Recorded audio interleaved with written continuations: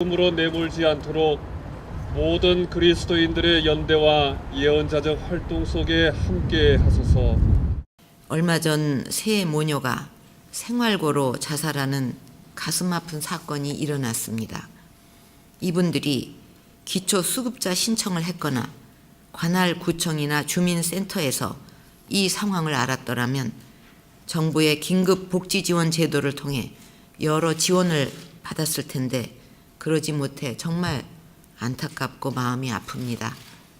저는 박근혜 대통령의 발표를 보면서 정말 경악하지 않을 수 없었습니다. 그 모든 죽음을 본인들이 신청하지 않아서 있는 제도를 활용하지 못해서 죽었다고 한 나라의 대통령이 그렇게 이야기를 하고 있는 것을 보면서 전 분노하지 않을 수 없었습니다.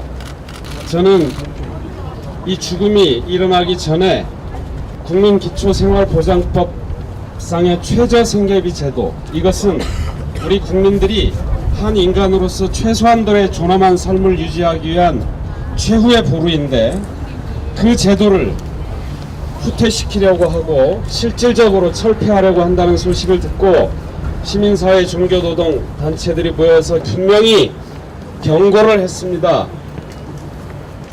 우리 시대에 실업률이 높고 양극화가 심화되는 가운데 빈곤의 그늘이 더욱 깊어지는 가운데 틀림없이 우리가 예상하지 못한 비극들이 속출할 것이다. 더군다나 이 최후의 안전망을 제거하는 순간 이 시대를 살아가는 우리 가난한 사람들, 가난한 이웃들에겐 큰 재앙으로 다가올 것이다 라고 경고를 했습니다. 세모녀의 죽음 이후에 연이은 죽음들이 전 국민을 충격으로 몰아넣고 있는 것 같습니다. 이런 일들이 정말 지금까지도 많이 일어났었습니다. 아들이 장애 등급 판정을 받은 이후에 이 건설일용직으로 근무하던 한 가난한 아버지가 동사무소에 찾아갔었습니다. 아들이라도 수급자 대상이 되어서 치료를 잘 받았으면 좋겠다라고 읍소했지만 동사무소에서는 아버지인 당신에게 근로능력이 있기 때문에 당신 가구는 수급자가 되지 않는다라고 이야기했습니다. 그 아버지는 역시 고민을 거듭하다가 유서를 써놓고 돌아가셨습니다. 그 유서에는 아들이 나 때문에 못 받는 게 있다. 동사무소 분들이 내가 가고 나면 잘해줬으면 좋겠다라고 쓰여 있었습니다. 가난한 사람들이 이미 이렇게 많이 죽어갔습니다. 부양의무자 기준 때문에 근로능력이 있다라는 이유 때문에 어디에 손 한번 뻗쳐볼 생각도 하지 못하거나 설사 뻗쳐봤다 할지라도 모욕만 당하고 굴욕감만 느끼고 근로능력자라는 낙인감에 쫓기며 그렇게 죽음을 선택하며 많은 사람들이 사라져갔습니다. 어제 박근혜 대통령께서 있는 제도를 활용 못해서 문제였다라고 이야기하셨다고 들었습니다. 저는 많은 국민들이 이미 알고 있고 느끼고 있는 이 죽음의 실체에 대해서 왜 박근혜 대통령만 모르시는지 정말 궁금합니다. 무지의 결과인지 의식적인 결과인지 잘 모르겠습니다. 하지만 한 나라의 통수권자가 국민의 안전과 건강과 인간다운 삶을 책임져야 하시는 분이 한 사람의 죽음을 그렇게 다루는 것은 매우 큰 문제가 있다고 생각합니다. 분명하게 말씀드리지만 이분들 수급 신청했어도 받지 못했을 것입니다. 제가 이미 수급 신청을 함께 많은 분들과 하러 다니면서 알고 있는 것이고 현장의 복지사들이 알고 있는 사실입니다.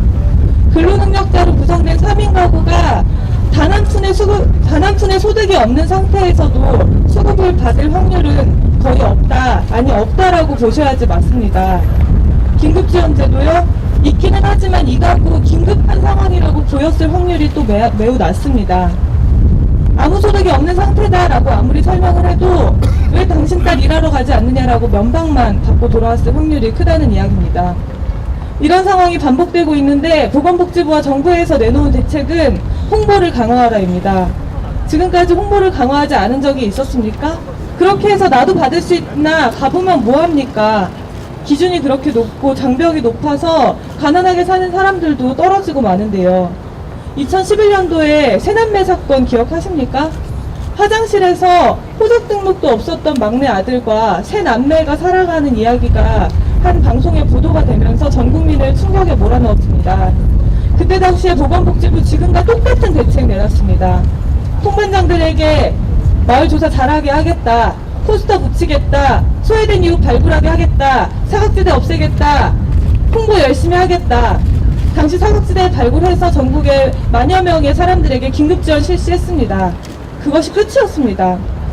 박근혜 대통령은 그렇게 생각하고 있을지도 모른다는 생각이 저는 듭니다. 왜냐하면 박근혜 대통령은 당선인 시절에 당선 이후 첫 번째로 동대문에 있는 쪽방촌에 방문을 했었습니다. 그리고 직접 만든 도시락이라며 노인분들께 도시락을 나눠드렸었죠. 그리고 앞으로는 편하게 사실 수 있도록 노력하겠다라고 분명히 약속을 했었습니다. 하지만 저희가 대통령에게 기대하는 것은 직접 만든 도시락이 아닙니다. 140만 명밖에 되지 않는 기초생활 수급자들, 이 사람들의 삶도 너무 위태로운데 410만 명의 사각지대에 내몰려 있는 사람들이 어떻게 삶을 유지할 수 있겠습니까? 한 그릇의 도시락으로 한 달치의 월세로 한 달치의 생계급여로 해결되지 않습니다.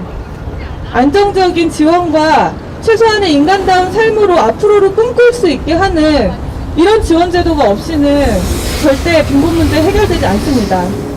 그렇기 때문에 저희는 지금 현재 있는 잘못된 복지 제도들, 특히 빈곤층에게만 유독 독하고 마치 이미 말라 비틀어진 걸레를 꼭꼭 짜서 그 가족들까지 가난하게 한 뒤에 그제서야 작동하겠다는 이런 너무 안일하고 잔인한 복지제도, 이거 뜯어 고쳐지지 않으면 안 된다고 생각합니다.